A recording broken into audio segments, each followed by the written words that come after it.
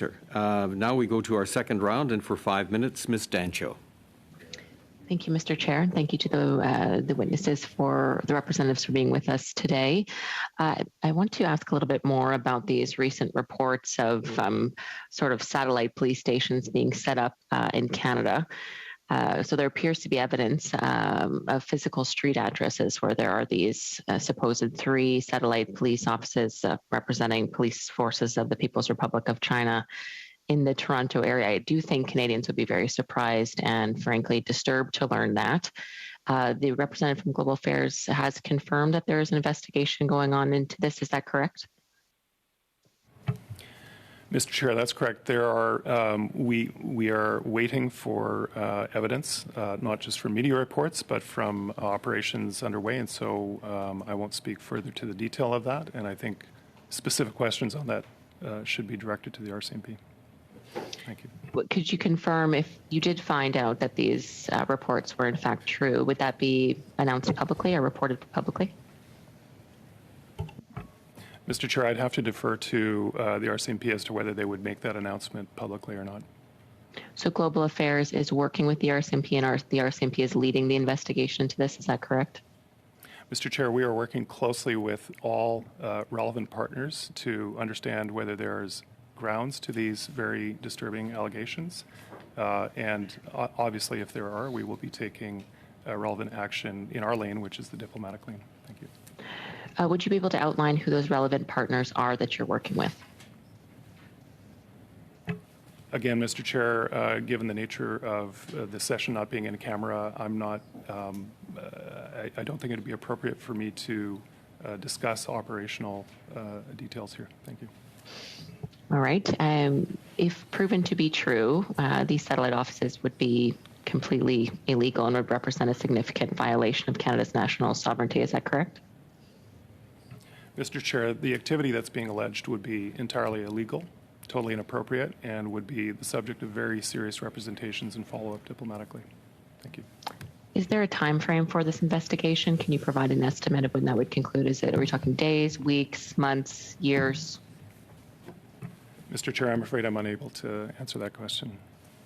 You don't have any sense of an estimate at all? Mr. Chair, I can just assure the members of this committee that this is a serious issue, that addressing it, determining whether there's any grounds to the allegations, and then dealing with it is a top priority and, of course, would be undertaken as quickly as possible. Are there any Chinese law enforcement officials located in Canada that are currently registered with Global Affairs? None that I'm aware of, Mr. Chair.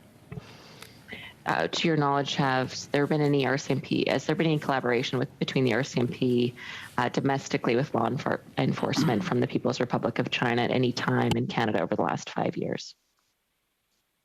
Mr. Chair, I can't answer that question the way it was phrased specifically, but what I can tell the committee is that Canada historically has had operational police liaison partnerships between Canada and the PRC, including police liaison officers who are accredited and provided diplomatic status to undertake information sharing roles. That has contributed in the past to dealing with issues like smuggling of fentanyl and other activities that are not in the interest of Canada. But that police liaison work depends on high trust between both agencies and is very much limited to a prescribed diplomatic liaison role. It would not in any way justify or cover the kind of activity that's being alleged in these media articles. Thank you. Thank you. Just to switch gears a little bit, I'd like to talk about the quadrilateral security dialogue as well as AUKUS. These are two sort of arrangements, agreements that Canada has not been provided a seat at the table, and they're key alliances in the Indo-Pacific.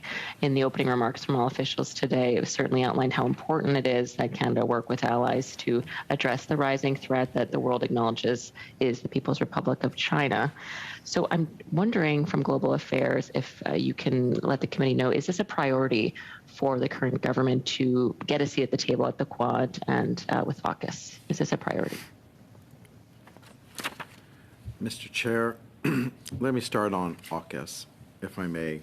So, again, sir, briefly, if you can. Thank you.